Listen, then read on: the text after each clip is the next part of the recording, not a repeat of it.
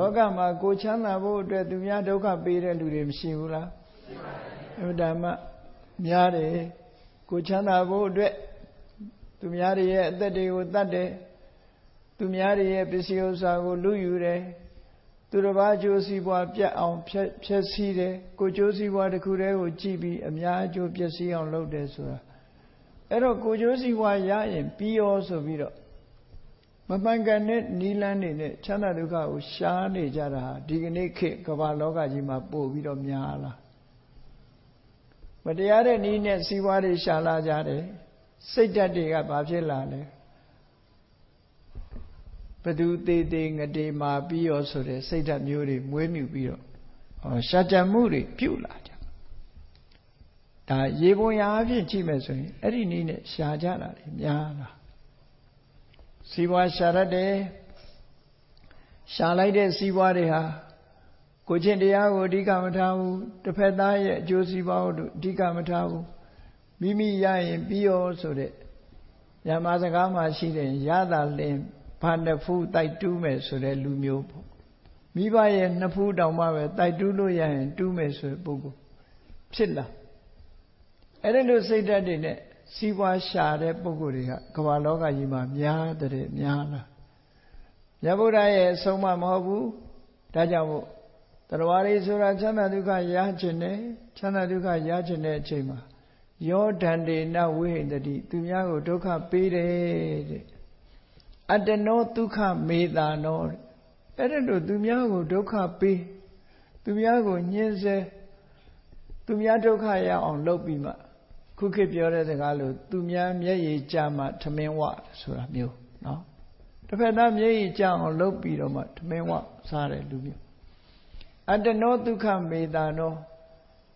မိမိရဲ့ချမ်းသာဒုက္ခကိုရှာတဲ့ပုဂ္ဂိုလ်ဟာ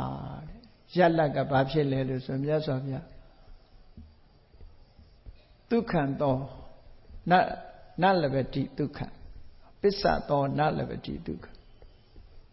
အဲ့ဒါလို့ရှာလို့ရှိရင်ကတော့ချမ်းသာဒုက္ခဘယ်တော့မှရမှာမဟုတ်ဘူးတဲ့ရှာပြီးတဲ့နောက်မှာချမ်းသာဒုက္ခရဖို့မရှိဘူးလို့ဟောမြတ်စွာဘုရားကအတိလင်းဟောတာနော်အဲ့တော့မြတ်ဗုဒ္ဓရဲ့အဆုံးအမနဲ့ဆိုလို့ချင်းသူများကိုဒုက္ခမပေးဘဲနဲ့ချမ်းသာဒုက္ခကိုရှာအများအတွက်မေတ္တာစေရနာလွှမ်းခြုံပြီးတော့ရတဲ့ချမ်းသာ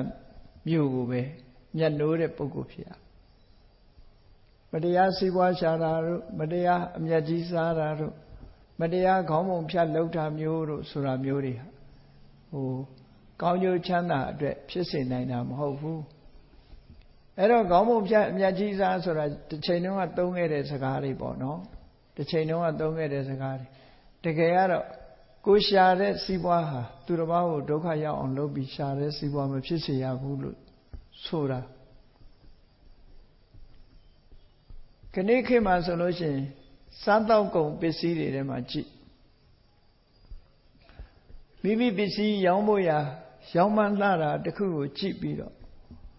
စားသုံးတဲ့ပုဂ္ဂိုလ်တွေယောဂရခြင်းရပါစေဆိုတဲ့အနေအထားမျိုးနဲ့မမှန်မကန်တာတွေလှုပ်လာကြတဲ့အခါမှာစားသုံးတဲ့ပုဂ္ဂိုလ်တွေဟာယောဂတွေဖြစ်လာကြတယ်အများကြီးဖြစ်လာမြန်မာပြည်မှာဆိုလို့ရှိရင်မသိရင်တော့ကြောက်စရာမရှိဘူးမြက်ကန်းတစ်စီမကြောက်ဆွဲအတိုင်းပဲသိပြီဆိုရင်တော့စားဝတ်စရာတောင်တစ်ခုမှမရှိတော့စားသုံးတဲ့ပစ္စည်းတွေထဲမှာမမှန်မကန်တာတွေရောထွေးလာတာဒါအထင်ရှားပဲပေါ့မကြားရင်ဆုံးဖြစ်လာစီးပွားရှာတာအေးမမှန်မကန်တာတွေလှုပ်ပြီးစီးပွားရှာတာဟာဒီဟာတွေကအဆိုးဆုံးပဲတခြားဟာဆိုပြောเสียမလို့တော့ဘူးအလေးမမှန်တာတို့နော်စံချိန်စံညွှန်းမမှန်တာတို့အဋ္ဌိဏဒါနကတော့လွှမ်းမိုးပြီးတော့နေတယ်လို့ပြောမှာစီးပွားရှာတဲ့နေရာမှာအဋ္ဌိဏဒါနလွှမ်းမိုးတယ်တရားတန်ကြီးအပြည့်မပေးပဲနဲ့လှုပ်လိုက်တာမှန်သမျှဟာဒီအဋ္ဌိဏဒါနထဲမှာပါတယ်ဥပမာပဲဆိုတော့မိမိရောင်းလိုက်တဲ့ပစ္စည်းကစီဆိုရင်တကားလန်းဆိုရင်တကားလန်းမပြေဘူးပြောနေတယ်အဲ့ဒါလို့မပြေမှန်းသိရတဲ့နဲ့လှုပ်လိုက်ရင်တော့အဋ္ဌိဏဒါနပဲခိုးလိုက်တာ လောကကြီးမှာဒါမျိုးတွေကအလွန်များလာမကြားခြင်းအဆုံးထိအောင်များလာ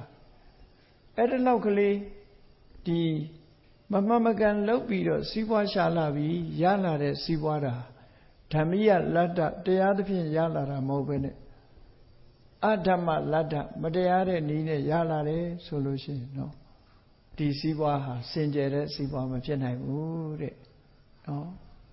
အဲ့ဒီလိုနည်းတွေနဲ့မြတ်စွာဘုရားကစီးပွားမရှာဖို့စီးပွားမရှာဖို့ဆိုတော့ကိုယ်ချမ်းသာကိုဒါမျိုးတွေနဲ့မရှာရဘူးလို့ဆိုလို့မရှာရဘူးဘာပဲဖြစ်ဖြစ်မှန်မှန်ကန်ကန်လုပ်ရမယ်မှန်မှန်ကန်ကန်လုပ်တဲ့ကိုရောင်းဝယ်တဲ့ပစ္စည်းတစ်ခုဟာစားသုံးသူတွေမှာယောဂဝေဒနာမဖြစ်စေဖို့မှန်ကန်တဲ့အနေအထားမျိုးနဲ့ဖြစ်အောင်လုပ်ပြီးတော့သာရောင်းတဲ့ဝယ်တဲ့နေပေါ့မြတ်ဗုဒ္ဓကိုကိုယ်ဝယ်စည်းကပ်နေကြတဲ့ဗုဒ္ဓဘာသာဝင်တွေမှန်ကန်တဲ့နည်းနဲ့စီးပွားရှာနိုင်ကြပါသေးလို့ဒီလိုပဲပြောရမှာမမှန်မကန်ရထားတဲ့ပစ္စည်းကမိမိအတွက်ဘလောက်ပဲတန်ဖိုးရှိမှလဲဘလောက်မှတန်ဖိုးမရှိဘူးရလိုက်တဲ့အကုသိုလ်ကမနှဲဘူးလေပြုသူအသစ်ဖြစ်သူအဟောင်းနဲ့ခံရတဲ့လူတွေကအဟောင်းခံရတယ်လို့ပြောရတာပေါ့လုံနေတဲ့လူကအသစ်လုံနေတာအသစ်လုံတဲ့ပုဂ္ဂိုလ်ကတော့ခံရအောင်ပါပဲ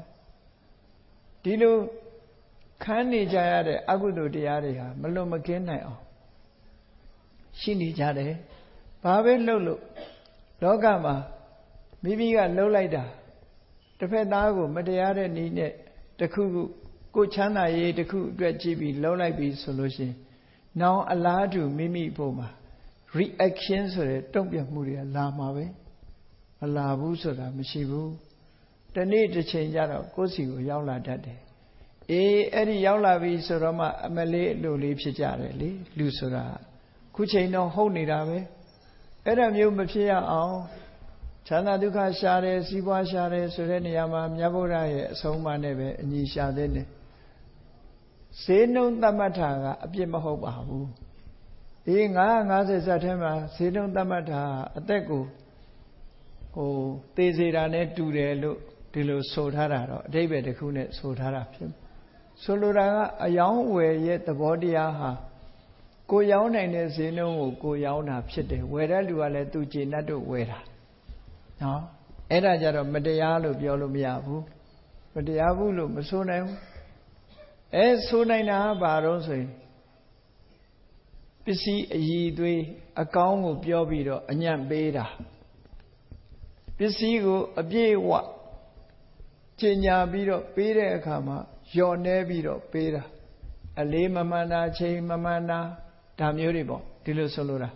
တစ်ဖက်စီကရအောင်ယူလိုက်တဲ့နည်းတွေဟာတော့မကောင်းတဲ့နည်းနဲ့ကိုချမ်းသာရအောင်လုပ်တာနဲ့တူတူပဲဒီထဲမှာဒေသနာတော်ထဲမှာ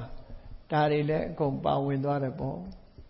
အဲ့ဒါမျိုးဆိုရင်ချမ်းသာဒုက္ခမရနိုင်ဘူးတဲ့ကိုလှုပ်တဲ့အပြစ်ကိုပြန်ခံရတယ်တဘာဝတရားဆိုတာတုံ့ပြန်မှုက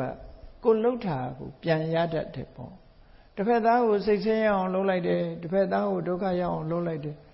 တိယတန်နဲ့စေရနာနဲ့လှုပ်ပြီဆိုရင်စေရနာဟံဘိက္ခွေကမ္မံဝဒာမိဆိုတဲ့အတိုင်းကံဖြစ်သွားပြီ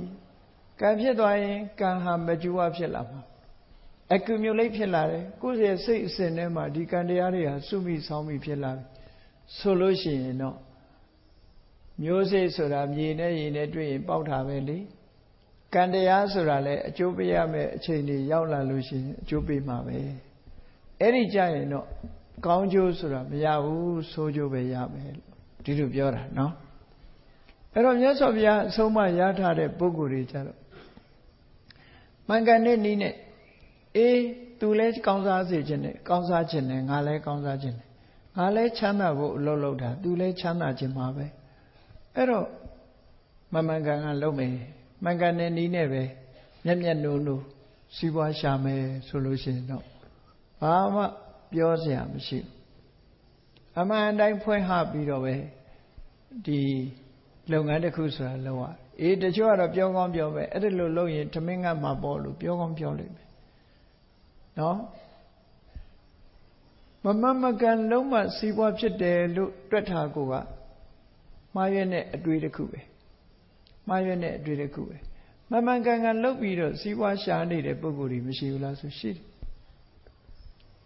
အခုခေတ်ဆိုရင်စီ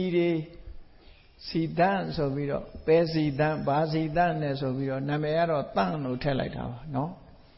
တန်းမတန်းဆိုတာထုတ်လုပ်သူကအကုန်သိတယ်ထုတ်လုပ်သူအကုန်သိတယ်မေးလိုက်လို့ရှိရင်ဗာပြောကြတော့တန်းတယ်ဆိုတာဝါရီယာရောသလားဆိုမရောပါဘူးတချို့ကြတော့အဖြေကောင်းကောင်းပေးတယ်မေတ္တာစေတနာရောထားပါတယ်တဲ့ဝါရီယာမရောပါဘူးမေတ္တာစေတနာတကယ်ပြောတဲ့အတိုင်းမေတ္တာစေတနာရောရင်တော့သိကောင်းတာပေါ့နော်အလွန်ကောင်းတယ်တစ်ဖက်သားချမ်းသာရှင်းတော့ဆိုရင်ပူပူမူမူလေးတောင်ပေးပြီးတော့ရောင်းရတယ်လေမေတ္တာစေတနာတတ်မှတ်တယ်အဲ့ဒါလိုလုပ်ကြအဲ့ဒါလိုလုပ်တာအရှုံးမရှိပါဘူးအင်မတန်မှ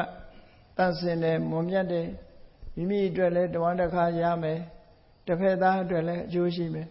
ဒီလိုငယ်တော့ကြားဘူးတာပြောရမယ်ဆိုရင်မန္တလေးကဈေးကြိုထဲမှာဆိုရင်